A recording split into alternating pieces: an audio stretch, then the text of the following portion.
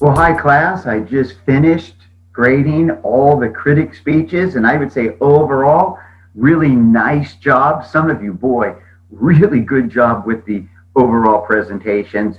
And what I'm really pleased with, and kind of the big thing that I'm after with that critic speech, is to ensure that now you have a pretty good grasp and understanding of the basic way to structure a speech in terms of, okay, I've got an introduction, a body, and a conclusion. There are certain components that I have to accomplish in the introduction. In the overall body of the speech, I want to make sure that I have a clear division between my main points, transitions that connect them together, and I've got a proper conclusion to the speech where I'm reviewing my main points, restating my thesis, and ending my speech with a strong sense of finality. And I would say overall, really good job with the critic speech, and especially with learning the structure. Most of you have the structure down. And all we're going to do now as we go into the informative speech assignment, we're going to just expand that structure. So introduction, we're going to add a new component. You may have seen that already if you've been going through the literature and the instruction in the module on the informative speech.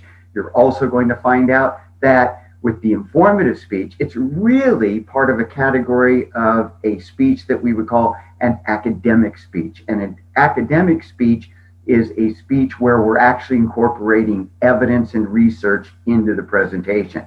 And that's really different with public speaking, because when you're up speaking in front of an audience, you know, at the end of the speech, you don't pass out a works cited page, right? You don't have footnotes that magically, you know, appear somewhere as you're giving your presentation. So what you actually have to do is you have to actually cite your sources during the conversational flow of the speech. It's what I call according tos.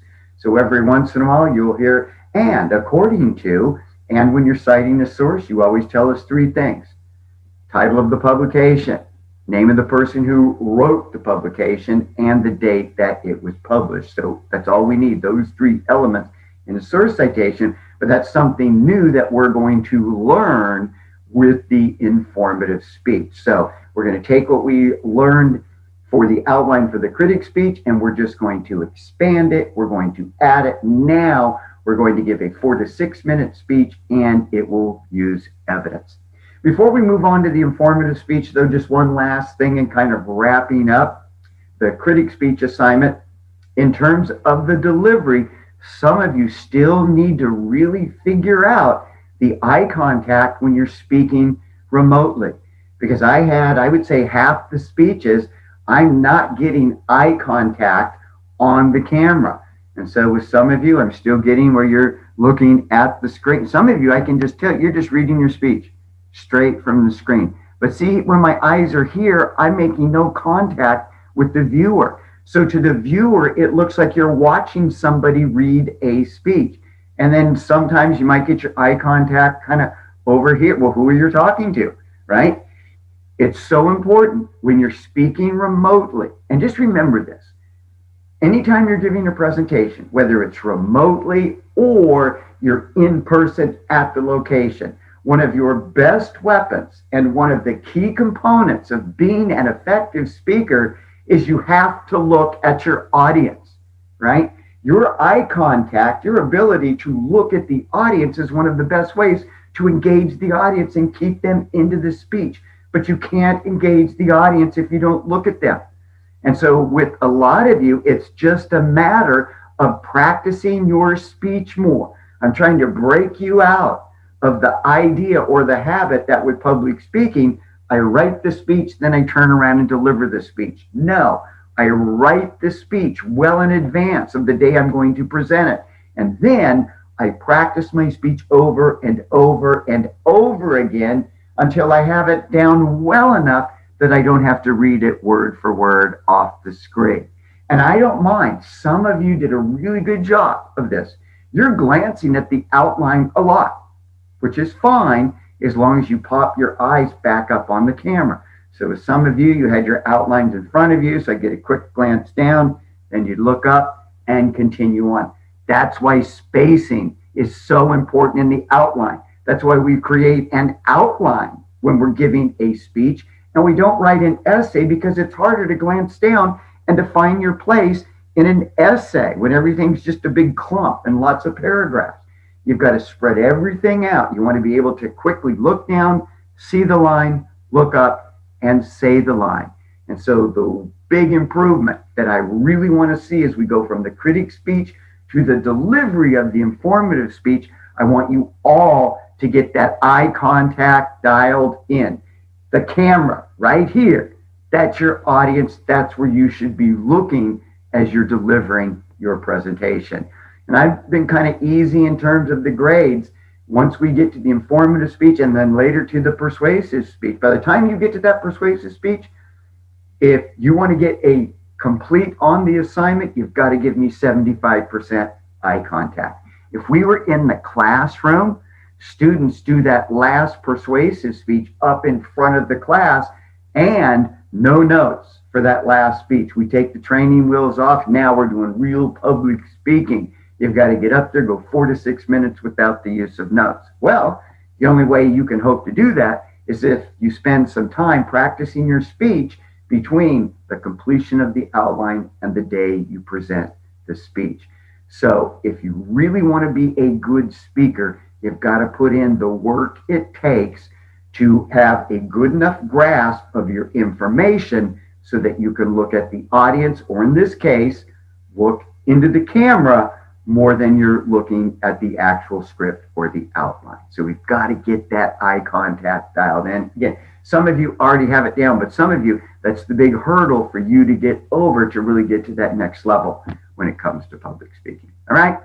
Okay, so now we're moving on into the informative speech. And then really the one thing that I want to talk about today when it comes to the informative speech is to understand the difference between an informative speech topic and a persuasive speech topic. And that's a little bit tricky, and especially because some topics can kind of be an informative speech or it could be a persuasive speech, depending on your intent. That would be your reason for giving this speech. It could be that I just want to teach people and give some people some information about a topic that really isn't controversial in nature or problem to be solved, or I'm speaking because I want to persuade you to take action to solve a particular problem. So the way that I kind of teach the difference between an informative speech topic and a persuasive speech topic is to just kind of go through the process of elimination. And so once you come up with a topic, the next thing you want to ask yourself, would the information that I present with this topic focus on a problem? So let's say that you go, I think I'm going to do an informative speech on depression. Well, then ask the question, would most of the information that I present focus on a problem, i.e. something that is wrong? Well, probably, right? The reason you would talk about depression is because it sucks if you're depressed, right? And it can lead to all kinds of negative consequences. So you would look at depression as a problem to be solved, or the reason why I'm giving you information about the subject is so that you can use the information to better diagnose, examine, and to solve or treat the problem of depression. You know, even a more drastic example, let's say that you wanted to do a speech on why people shouldn't drive drunk, right? Well, does that focus on a problem to be solved? Yeah. Look, if a consequence of the topic is that people die, then it's not a good topic for an informative speech. It's a problem to be solved. And then the other thing to consider is sometimes you might have a topic and it's not necessarily a problem to be solved yet, but it's on an issue of controversy. In fact, some of you, just off the brainstorming list that you guys submitted, like topics like human trafficking. Well, is that a problem to be solved? Yeah, so it works better as a persuasive speech. The Second Amendment and gun control. Well, that's really an issue of controversy in the sense that some people are for it, some people are against it. So that works better as a persuasive speech. So if the topic focuses on a problem to be solved, or if the topic focuses on an issue of controversy where some people are for, some people are against, those kinds of topics work better as a persuasive speech. And I go into a lot more detail on that. So you want to make sure that you watch the video, the instructional video, where I break down the differences between an informative speech. I even go into depth between an informative speech, a behavioral persuasive, and an attitudinal persuasive speech.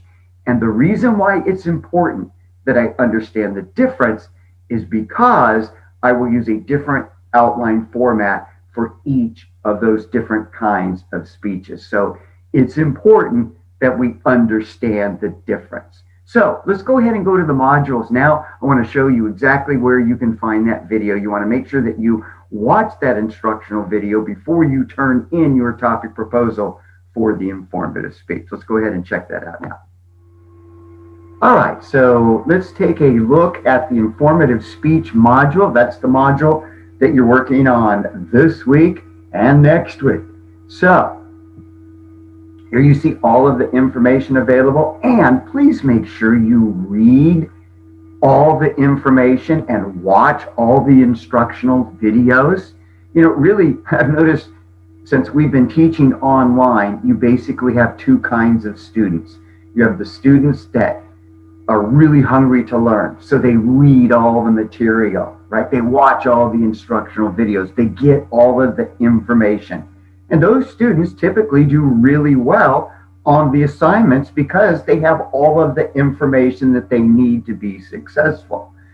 Then you have the second group of students, those of you who wait until the last minute. And so when you finally jump on the module, instead of like reading through all the instructional stuff, you just go down to the first assignment, first due date you see, and then you go to that and try to figure out how to turn that in. And typically those are the students that require more assistance. And that gets really frustrating at times because as instructors, we have to spend so much time just creating all of the information and making that accessible to you so you can use that.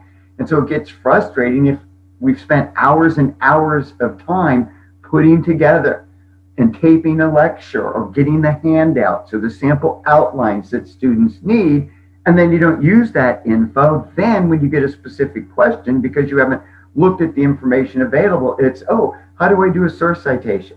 How do I do a transition? And so now it's like we're instructing you again a second time because you didn't read through the information. So please, to be successful, if you're going to take a class online, you've got to make sure that you're responsible for reading all of the information, watching all of the instructional videos, so you have all of the information at your disposal in order to be successful. All right, so what I want to point out here is, so most of you have already turned in your brainstorming for informative topics, but as we just mentioned, one of the harder concepts to understand for a lot of students is the difference between an informative and a persuasive speech. So if you jump right down here to your informative topic proposal, that's due tomorrow, so you got to figure out what your informative topics is going to be, and you want to make sure that it's a true informative topic. It's not better as a persuasive speech. And again, as I mentioned before, the reason why that's so important, you'll use a different outline format for an informative speech compared to the outline format that you'll use for a persuasive speech. So that's why it's important you always identify the kind of speech that you will be giving, because there's a different structural format that goes with the informative speech, and there's another kind of format you'll use for the persuasive speech. So it's important that you understand the difference between an informative topic and a persuasive topic. And so if you click on this module right here, now when it takes you to the assignment page where you actually submit your informative topic proposal, before you do that, make sure you watch this instructional video, right? I go into depth and really break down the difference between an informative topic and a persuasive topic. And you'll also find out that when you get into the persuasive category, there are actually two different kinds of persuasive speeches, a behavioral persuasive speech and an attitudinal persuasive speech. So you need to understand the difference between those two persuasive speeches. Again, you'll use a different outline format. So before you submit your informative topic proposal, make sure that you've watched this video and that you are confident that you are doing a true informative topic. Also, too, on your topic proposals, you're going to list your topic, the reason why you think it's a good topic, right? That it will relate to the class, to your audience essentially, but also indicate what you think the three main points will be in the body of the speech. Now, you can change those. I'm not going to hold you to those, but you want to have a good idea of what are the three subcategories that you'll talk about depending on whatever your topic is for the informative speech. And that's important because you'll find there's a lot of topics that can go either way depending on your overall intent. Like, what are you trying to accomplish? And so when you indicate your three main points, that really helps me to determine the direction that you're going to take with the speech, because essentially what I'm doing here is I just want to be sure that you have a good informative topic and you're not doing a topic that actually would work better as a persuasive speech. I can better make that decision when you indicate the three main points that you will focus on in the body of the speech. So make sure before you submit your informative topic proposal, you watch the instructional video here so you have a really good understanding of what the difference is between an informative topic and a persuasive topic, so that you know the topic that you are submitting will work as an informative topic for your informative speech assignment. So make sure you check out this instructional video. That should really clear things up for you. Okay, class, and then the last thing that I want to focus on today, I noticed that a few of you were actually standing when you were delivering your critic speech, and that's awesome. I like that. That's more of the traditional style, and you'll find when you stand, you have to move your recording device. If it's your laptop or your phone, whatever you're using to record the speech, you've got to move that back a little bit further, and you'll notice the further back you are from the recording device, the easier it is to create the illusion of eye contact. So if you're like right here and you're giving your speech and let's say you have it on the screen, I mean, it's easy to see that little change right there. But if I'm back here, now it's a little harder to tell when I'm looking at the screen and when I'm looking at the camera. So standing's good. That's going to make the eye contact even better.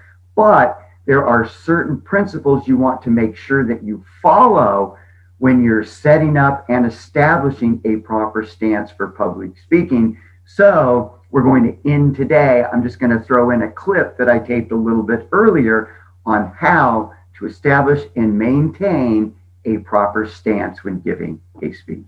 All right? When it comes to delivering a speech, one of the first things that you want to understand is the importance of establishing a proper stance. And the reason why that's important is kind of the basic rule with movement in a speech, as far as standing or moving around, is movement is okay if your movement is purposeful. And a little bit later, we'll talk about a good time to actually move or walk during a speech, but you want your movement to be purposeful. What we want to do here is we want to eliminate any kind of random or constant motion, because that can create a distraction during the speech. So one of the first things you want to do anytime that you give a speech, even before you open your mouth and deliver that first opening line, is to make sure that you establish a proper stance. If we were meeting in the classroom on the very first day of class, this would be the first thing that I would teach you, how to set a proper stance. So a good speaking stance begins with, you want to make sure that your feet are the same width as your shoulders. That gives you a nice balanced stance. You don't want your feet together. It's a little bit harder to control the motion. And if your stance gets a little wide, it just looks a little awkward. And notice if I kind of widen my stance, I kind of shrink my height a little bit.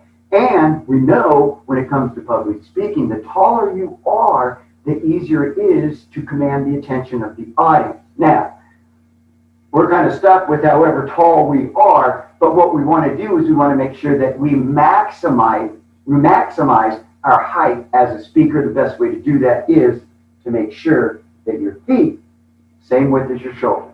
Second thing, and this is so important, this will really control a lot of the random movement, constant movement that we get in a speech, and that would be, once you set your stance, feet same width as your shoulders, you want to make sure that you balance your weight evenly on each leg.